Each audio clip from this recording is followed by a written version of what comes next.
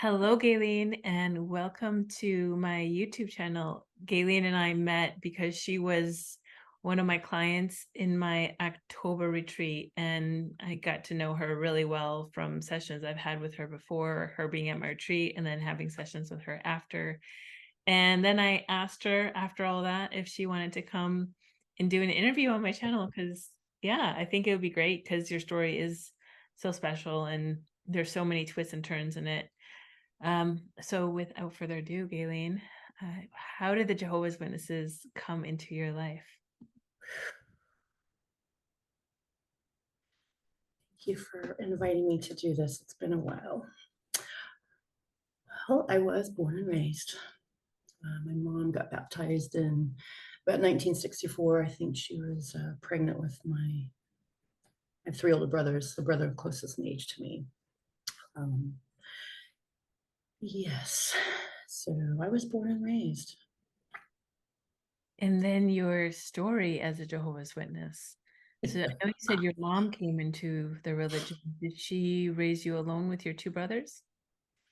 She raised, well, so that was kind of more of a revelation recently. My mom's still alive. She's 85. She moved in. She's highly programmed indoctrinated Jehovah's Witness, and she lives here in my home. And either ways, it wasn't revealed until just recently that my dad left my mom because he was not going to raise Jehovah's Witness children. But not only that, of course, she tried to get him to study, and I think during her transition of becoming one of Jehovah's Witnesses, we know that there's so many things that we leave behind. And I think one of those things with my dad was he felt like he lost his headship because he didn't want to be a Jehovah's Witness. And so I think she really kind of just pushed him away as far as that goes. And so, you know, um, it is what it is. So yeah, I have very early memories of being one of Jehovah's Witnesses. I think for started knocking on doors at a very, very, very, very young age. Um, Part of my mom's story is as much as being an indoctrinated Jehovah's Witness was, my mom's got a lot of childhood trauma she's never dealt with. And, even at 85, she gets infatuated, like she's been chasing that love for her whole life, and it's always something that's not attainable. So we moved to the state of Virginia when I was going into the second grade, the second grade. And she went there because there was an elder that she found out about. So yeah, so we spent many hours and that's all I remember for about 2.5 years was knocking on doors. And my brothers and I spent many hours alone in the car while mom was in these houses for 2, 3 hours.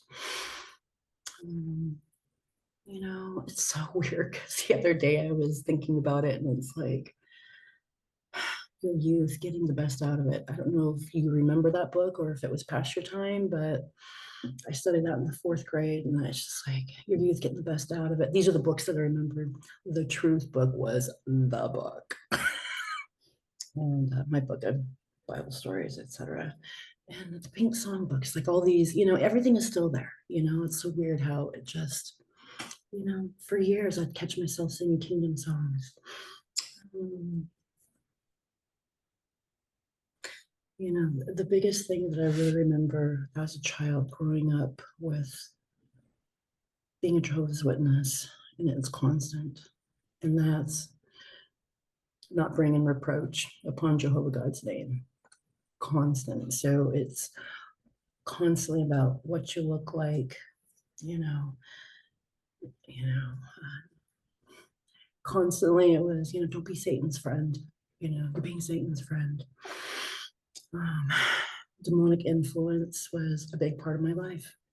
I was raised from a very from very young, don't look at that. There was like I remember there was kind of some like a reflection of water glass on the wall, or it's just this weird stuff.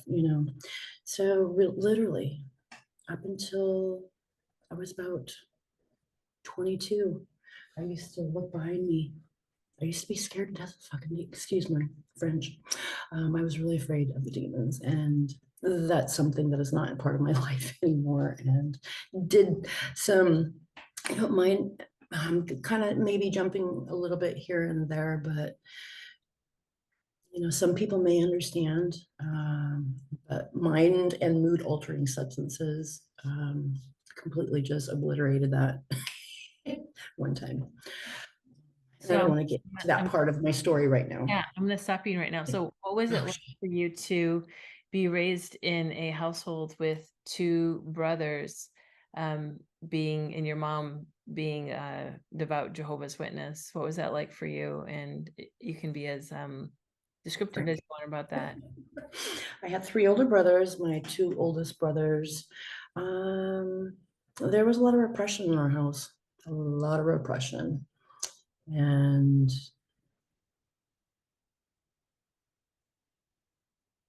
yes, so at the age of about 23, I started having memories of being abused, sexually abused by both my brothers. 23 years old, you Yeah. remembered. So you went through all of your teens and your early 20s. Um, basically from around 10 or 11 is when it stopped. And so for years, I kind of put it on a little shelf and forgot about it very conveniently. And I was actually watching Oprah Winfrey show one day. And the show came on. I'm like, I never had a name for it. And I was able to put a name to it. And that's when I was actually pregnant with my second child. And that's when my world just started crashing in. It was really difficult, so yeah, from about 5 to maybe about 10, and it's affected me in such deep ways that I had no idea until more recently. Yeah, and when you were 23 and you saw that Oprah, what happened after that? Were you able to talk to somebody about that? Yeah, I feel like I need to back it up a little bit. Um,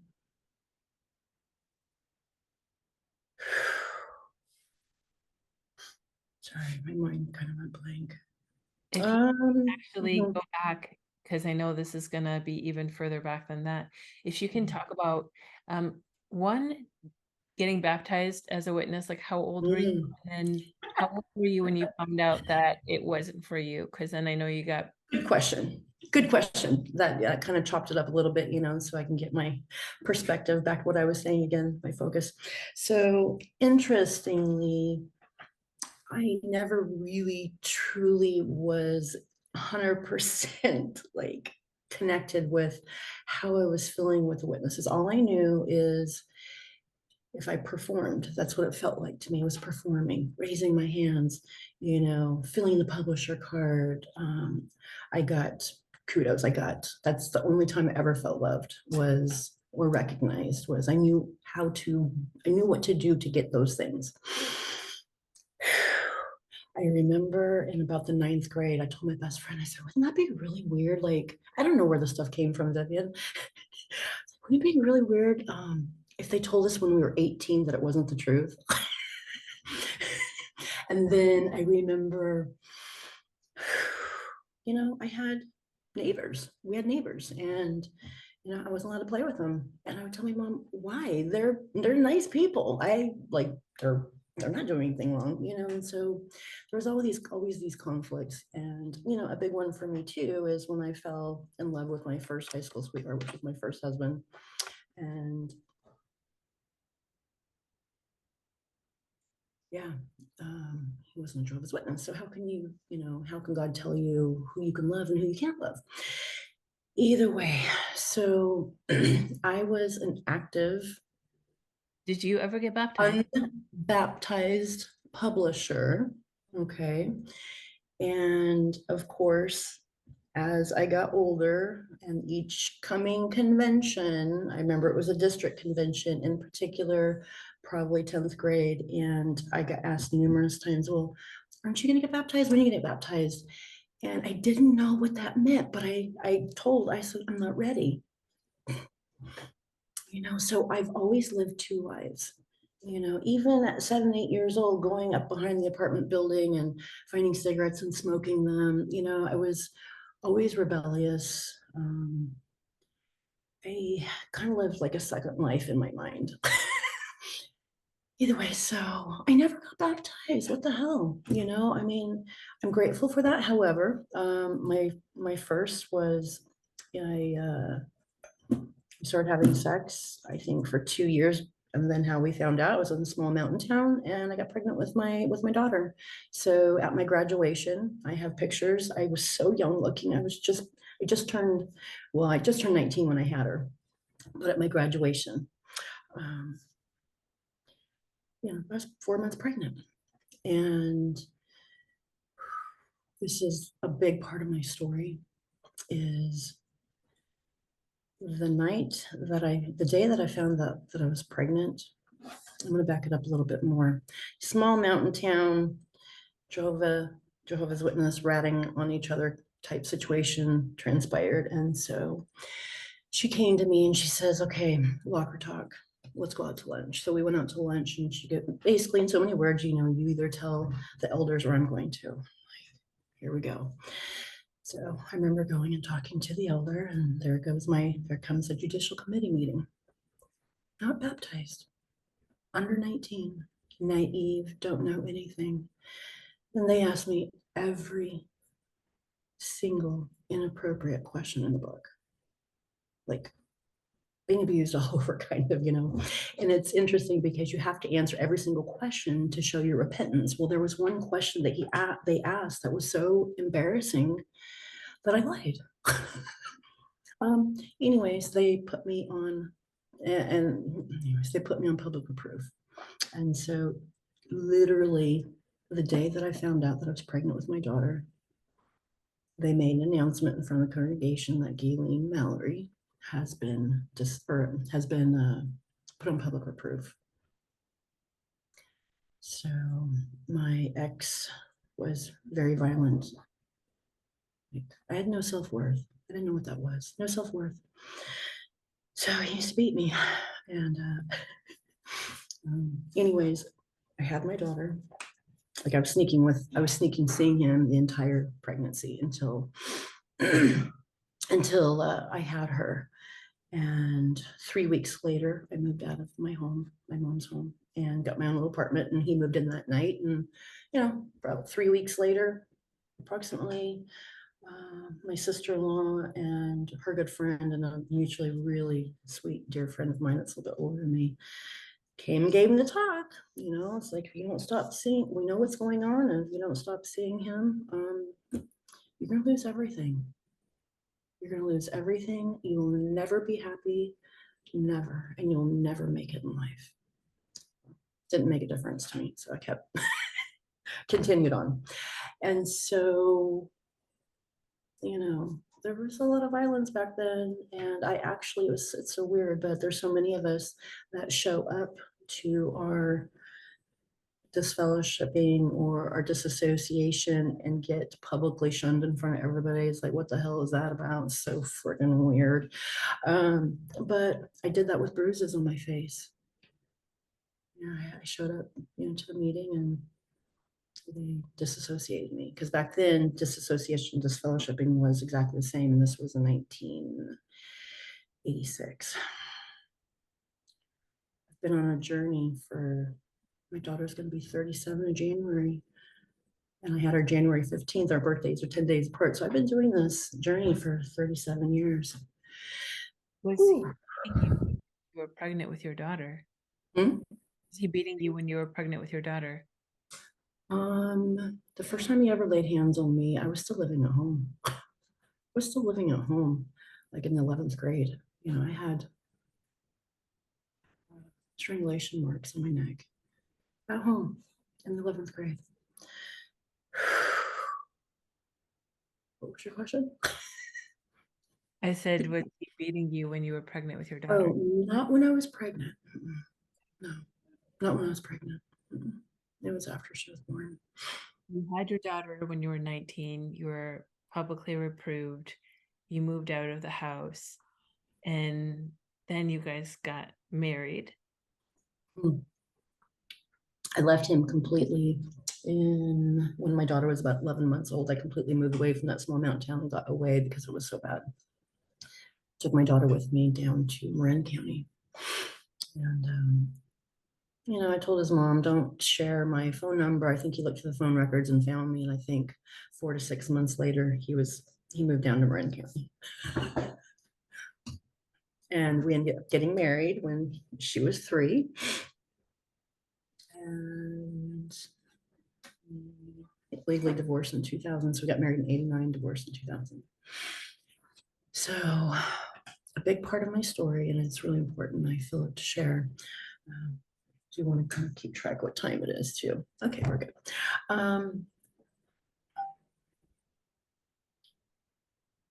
When I moved into my apartment, started smoking weed, and then kind of experimented with other mood and mind altering substances.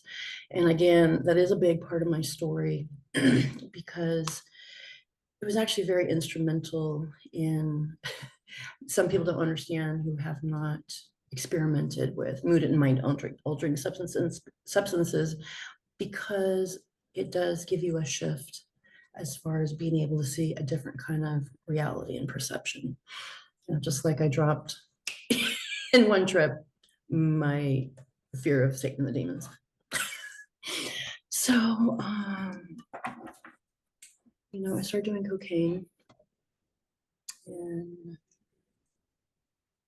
yeah, before my son was born. And then I got clean. My using time was very short lived, from about 86-ish to 1993.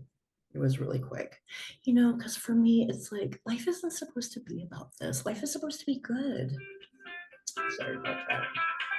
Life is supposed to be good, and I knew I was living a lie because it wasn't working for me anymore. And so I got clean and sober in 1993. And I think maybe I skipped one of your questions.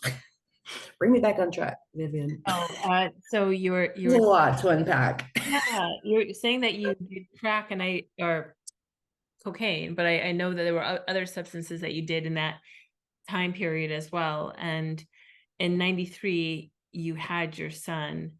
So in 1990, I had my son, and I got clean in 1993. Okay, got it. So you were still using after you had your son. Yes, that's when the Oprah Winfrey show happened. Actually, the Oprah Winfrey show happened when I was pregnant with my son. So I'd already been using, and then the Oprah Winfrey show happened. And then that's when it just clicked in high gear. Were you using when you were pregnant with your son? Yeah. Okay. So after you had your son, you were using. About a month after. Mm-hmm. And was it back to doing cocaine again? Same substances? Did a little bit before, and everything really kicked in gear about a month after he was born. So from sometime in 1990 to December of 1993, and I planned it. I planned my usage because I didn't want to have another screwed up Christmas. So I purposely did a lot, and then I was good for a few days, and then that's actually when I got clean. I got clean December 23rd, 1993. Oh, did you go to NA? I did. That was really difficult. We came to believe that a God greater than ourselves could restore us to sanity. Step 2, I got stuck on that for a couple of years because it's like I walked into the meeting and heard the word God. I'm like, oh, I am in the wrong place. Wrong place. Sorry. It's all good. So 93, you got clean. And then I know you said you stayed married to your abusive husband until 2000. During that time of you being clean, was he also using? Did he get clean? Yeah, so basically, when I put my foot down and said, I'm getting clean, I'm gonna die. Like I'm dying inside, I'm gonna get clean. So that was the beginning of me taking care of myself for the first time. NA is a wonderful program. It's not a long-term type situation for me, but it allowed me to start processing some stuff basically through the 12 steps. And so that was my I don't know what the word is I'm looking for, but basically, I'm like, I'm going to a meeting no matter what. Whether you like it or not, I'm going to a meeting. And I did. I went to a meeting every day for 90 days. And, I got accused, because when you go to these programs, it's all about the fellowship and hanging out with people who don't and all that kind of stuff. And so um, that's when I started getting better, really. And that's when the abuse also stopped. The Okay. last time was when my son was about 9 months old. Okay. So bring us to the year 2000 and what happened then. Um, Divorced my husband.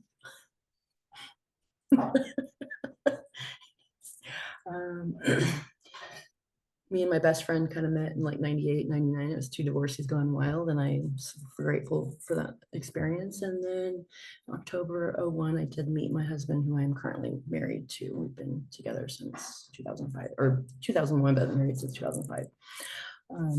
Don't really want to talk about that part right now, but so I want to go back to at a very, 20. And I moved to Marin County after I left my first. My oldest brother was very influential in my life in many ways. And he was he had left and went to another cult, basically, Bhagwan Sri Rajneesh. Bhagwan Sri Rajneesh out of India. He had an Indian guru, kind of a sex cult. Either way, he's the one that kind of introduced, the drugs and the different way of life. God, I kind of lost what I was going to say. I'm so sorry. I can ask the Oh, go ahead. so he actually gave me my first book, which started kind of opening my mind to different ways of thinking out of, from being a JW. It was called How to Heal Your Life by Louise Hay. I still have the book today. It's like in pieces, but I love that book more than anything, because it talks about taking personal responsibility and not blaming and all that kind of stuff. So I really spent many years like using those philosophies. So I think we need to go back to kind of like 19 when I got disassociated. It was the best thing that ever happened to me in disguise. Um, and that's when I started doubting. I knew there was an extra heavy community way back then. They had these boards or something. And, the last 20 years, I mean, the first 10 years, that's all I talked about, and then maybe 10 years after that, the community was there. I could care less. Like I was good, I moved on. But it was my mom who continually, never ever stopped. She continually, included me in the email communications mostly for years against my, like, no, don't do this anymore. She continued on for years and years and years and years. And so back then I did consider it a cult. And I have a question. I know you said your oldest brother joined the sex cult shortly after he turned 18, you said? About 19. Yeah. 19. And Yeah, then he was there for a couple of years. your other two brothers, did they continue to join the religion with your mother, or did they also leave the family? So Randy, he rebelled. Like he had a really hard. He was very angry, angry kid. And I remember, I love my brother so much. He was very angry, and so he got the hell out. My mom kicked him out kind of around 17. He lived in a campground for a few weeks and then ended up living with my dad. My second brother is a baptized Jehovah's Witness, who lives in complete denial. I've actually never talked to him about the abuse. I actually did a long time ago, like years ago, and just stone silence. Um, and a big part of this is my Jehovah's Witness mother lives with me and not with him, and I don't get it. And how was it like for you to confront your brother that sexually abused you for such a long time? This was years ago. This was over 30 years ago. And I said, basically, you know what? I remember, and it's really important that you tell me everything I don't remember. And he did. You know, we have a kind of very, um, I would say, open relationship as far as the communication. You know, he's done a lot of work on himself. He's been doing work on himself for years too. So he's in that place where we can talk about it. Great. And take us now. So now we're at around 2000. After that, like you said, you met your second husband, you were married, and then at this point, what was life like for you? Because I can imagine that you still had some indoctrination that you were still working through that you probably didn't know of, or you had your two young kids. Like, what was life like for you? First of all, I did raise my children 100% not being a Jacob, and with zero Christian background, the Bible, nothing, zero. And I have to tell you today, I feel very happy that I made that decision because both of them are very spiritually minded people and have a concept of something greater than themselves, whatever that might be for them. And we talk about that. So raising them with the holidays is kind of like a fake it till you make it kind of thing. Like there's no childhood memory there, you know? And so, but I love the holidays. I think I want to jump to about 6 years ago. My best friend,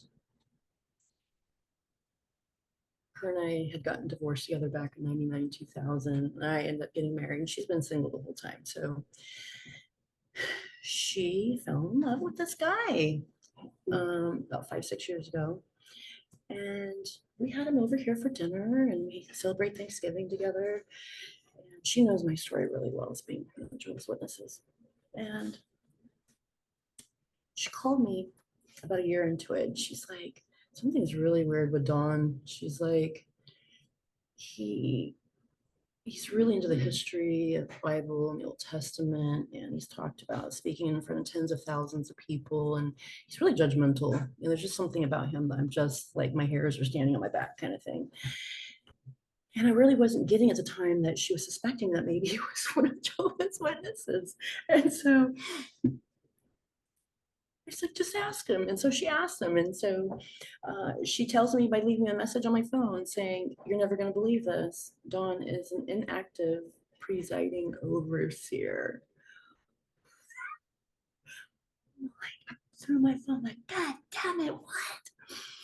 So she started watching videos. And then she told me that she was watching videos. And so I started watching videos. The first couple I watched blew my mind. I'm like, what is this? Like, you didn't see the government, the GB. Like, what? They're so visible. And I'm like, it blew my mind. Pillowgate, you know, there's so many of them out there. And I remember before my mom moved in, having conversations with her. I think it's her favorite let. Give you that. When I was young, growing up, my mom, she would tell me with certain people, like, don't you see their eyes?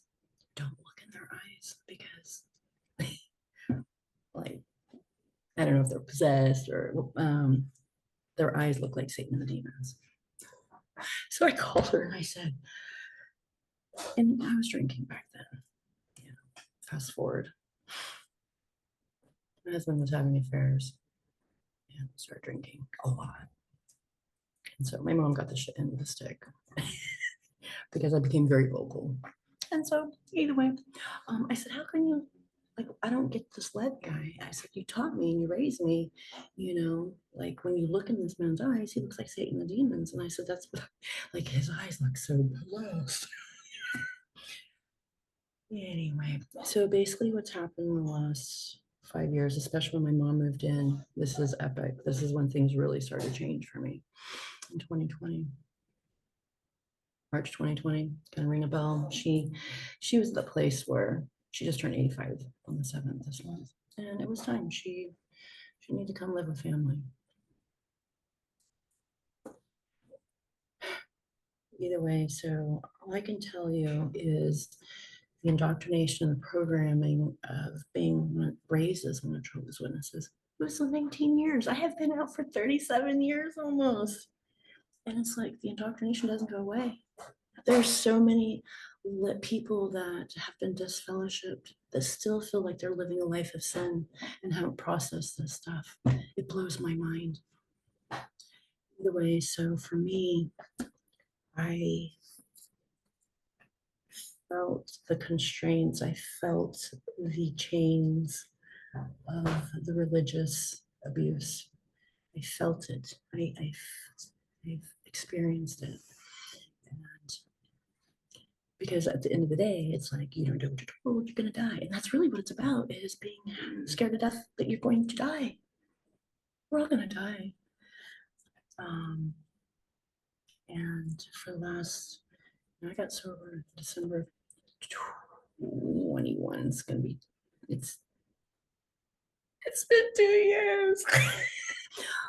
I woke up one day and I said, I'm done. I'm so done. I'm ready to take care of me, because what the alcohol was doing to me was not a reflection of where I want to be. And I knew that was the last little string.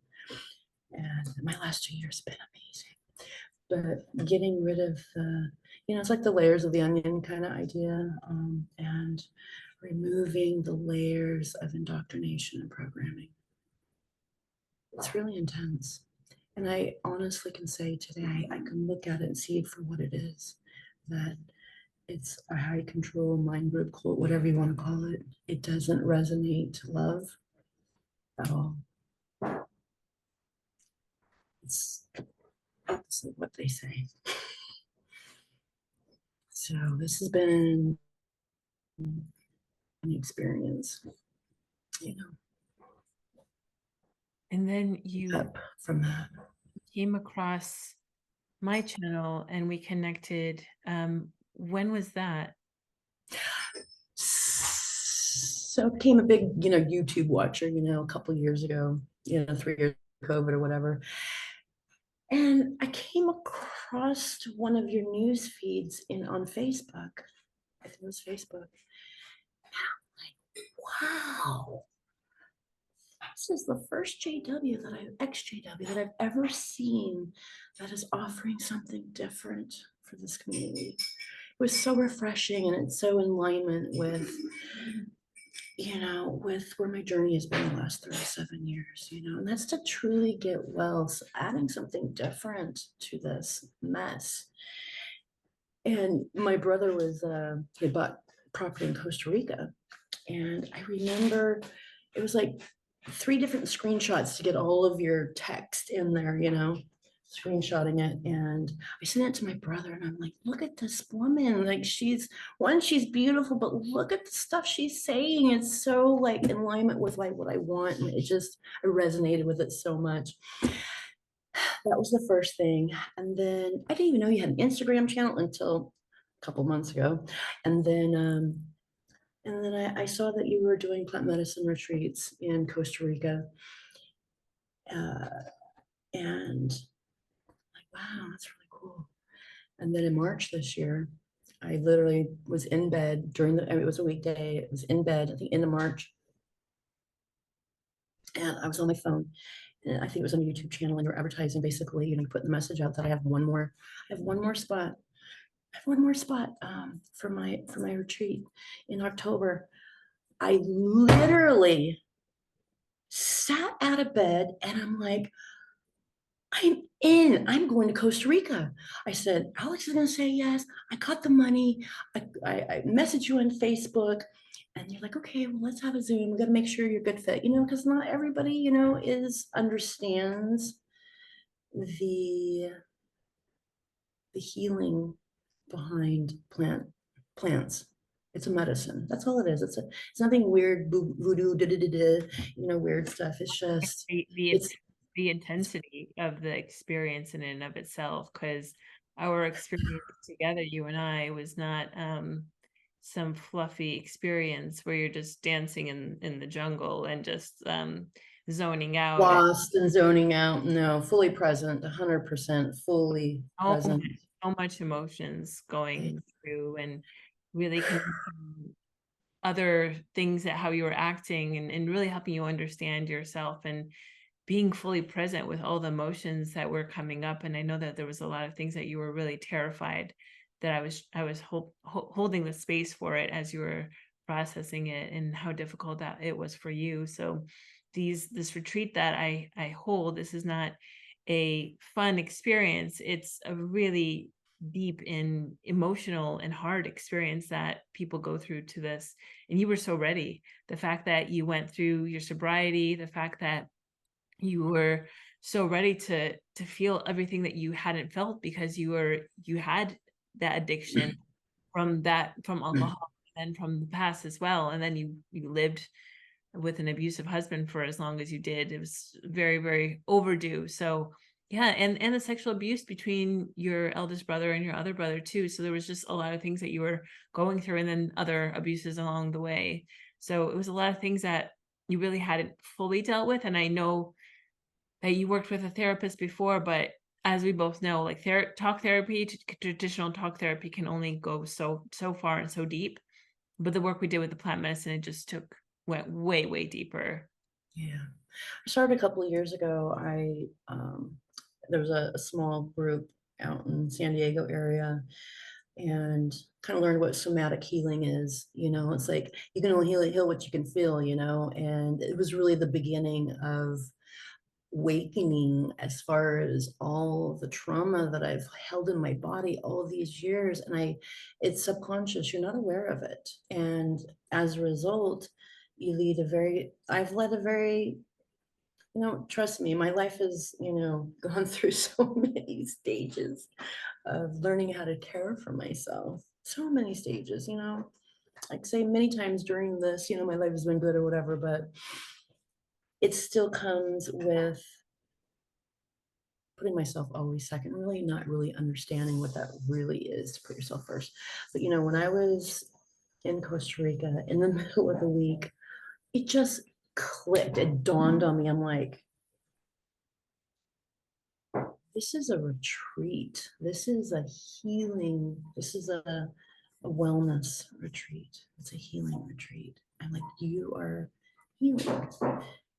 And, all I can say is the most profound, amazing, precious things that have ever happened to me happened that week, and taking away from that, what I've taken away is life is precious. Life is so precious.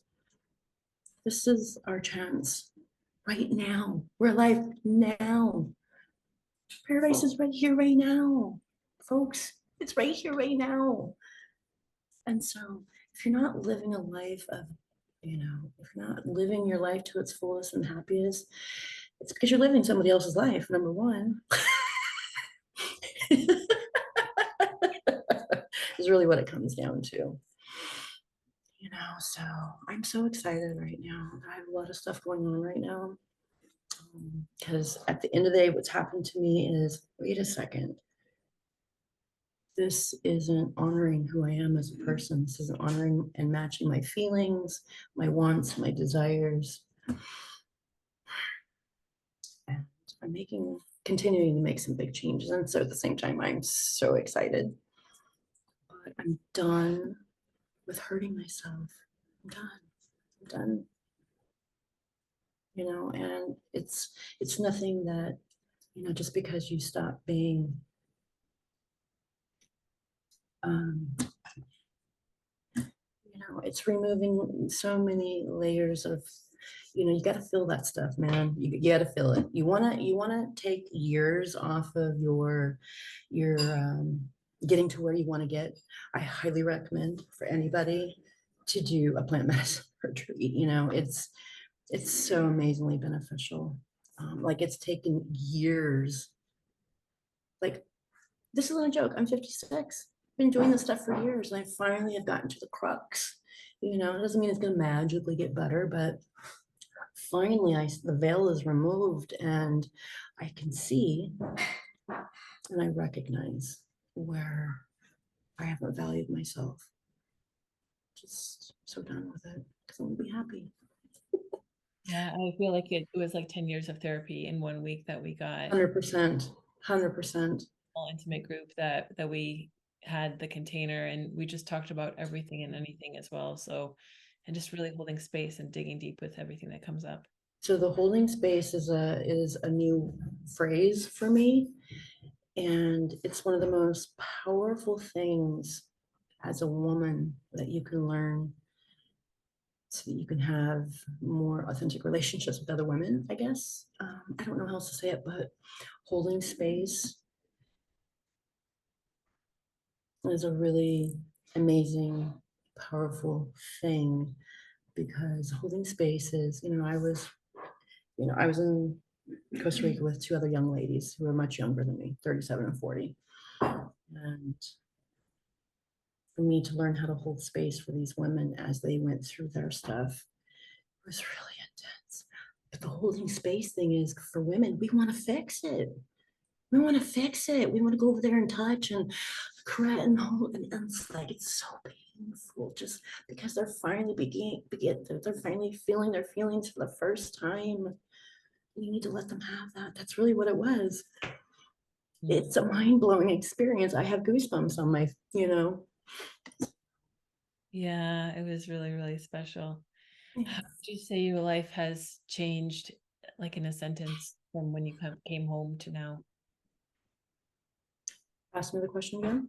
How has your life changed since you come back from the retreat? So you've been back for 2 months. Just like say it maybe in like a sentence or two. It's with me every single day. My experience is with me every day.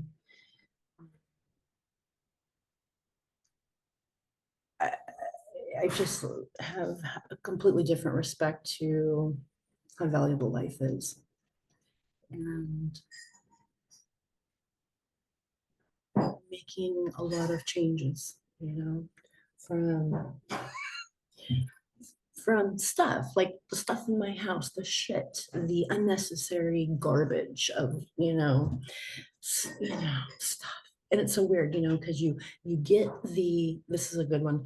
You get the loans to pay off the credit cards of what that shit that I'm giving away now. That I'm eliminating. I'm yeah, eliminating things that have a space that doesn't serve me. So, things and the people. So I mean, and the people. yeah, so that's some really heavy stuff, and I'm so proud of you for continuing to do the work, Gayleen. It's a never-ending journey. So I'm so proud of the growth that you've done in the 2 months that you've been home because it's been very significant. And yeah, I commend you so much on that. Yeah. Um, so Gayleen, thank you so much for doing this interview, and thank you all for watching this Thank you, until everybody. yeah, until next time.